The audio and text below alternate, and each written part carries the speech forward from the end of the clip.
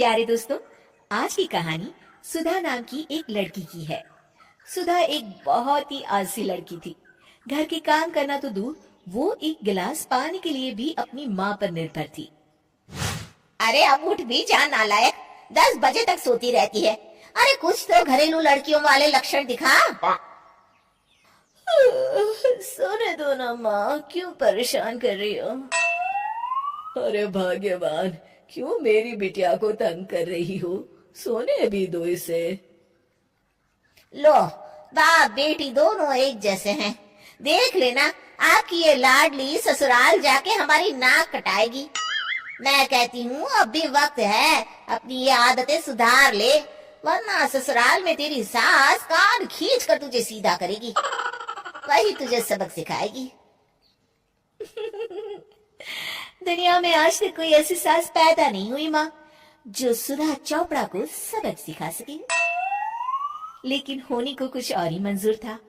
सुधा की शादी एक ऐसे घर में हो जाती है जहाँ उसकी सास एक रिटायर्ड पुलिस वाली थी।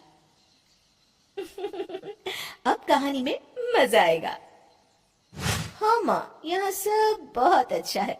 मेरे ससुराल के लोग भी ना बहुत मिलनसार हैं। ठीक है माँ। मुझे नींद आ रही है, फोन रखती हूँ माँ। ठीक सुबह 5 बजे। अरे जल्दी उठो भाग्यवान, वरना कयामत आ जाएगी। हैं? क्या हुआ? कौन सी कयामत आ जाएगी? अरे मेरी माँ आ जाएगी। तुम नहीं जानती, इस घर में सिर्फ मेरी माँ का हुक्म चलता है। सबको सुबह 5 बजे बिस्तर छोड़कर हॉल में पहुंचना ही पड़ता है। अरे अब इंसान क्या अपनी नींद भी पूरी नहीं करेगा? यहाँ मजाक चल रहा है क्या? तभी वहाँ सुधा की सास आ जाती है। अटेंशन! मजाक तो तू समझ रही है बाबू, ये मेरा घर है और यहाँ हर किसी को डिसिप्लिन में रहना होगा। अटेंशन! अरे माँ जी, लेकिन इतनी सुबह कौन उठता है? कौन होता है मतलब? हम सभी उठते हैं, रोज उठते हैं, और अब से तुझे भी उठना पड़ेगा। आखिर मैं पुलिस वाली जो ठहरी। अटेंशन! अरे माँ जी, लेकिन अब तो आप रिटायर हो गई हो ना। तो क्या हुआ? शेर कितना भी बूढ़ा हो जाए, शिकार करना नहीं छोड़ता। उसी तरह हम पुलिस वाले रिटायर होने के बाद भी अपने अनुशासन में ही जीवन जीते हैं। चलो अब बेकार की बहस बंद करो और उठकर हॉल में चलो। अभी आधा घंटा तुम सबकी परेड चलेगी। अटेंशन! अरे मैं कोई परेड नहीं करने वाली। सुधा की सास अपनी बहू का ये बर्ताव देख झल्ला उठती है। गौर से देख, तू कहाँ और किसके सामने खड़ी है? यहाँ बात सिर्फ एक बार समझाई जाती है, बस। अटेंशन!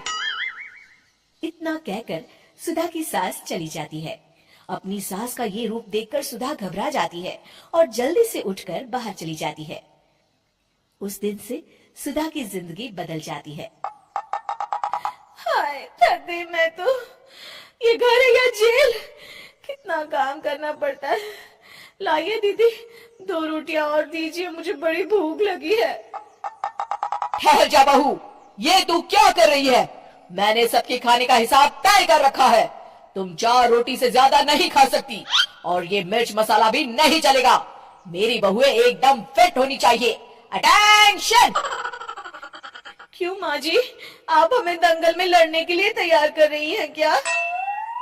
क्या कर रही हो सुधा? माँ जी को मजाक बिल्कुल पसंद नहीं है। चुप करके खाना खा लो, इसी में भलाई है।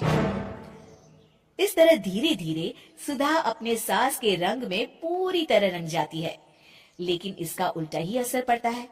सुधा अपनी सास से भी ज्यादा अनुशासन की पक्की हो जाती है। सुधा की सास तो सबको 5 बजे उठाती थी, लेकिन सुधा सबको 4 बजे ही उठा देती थी।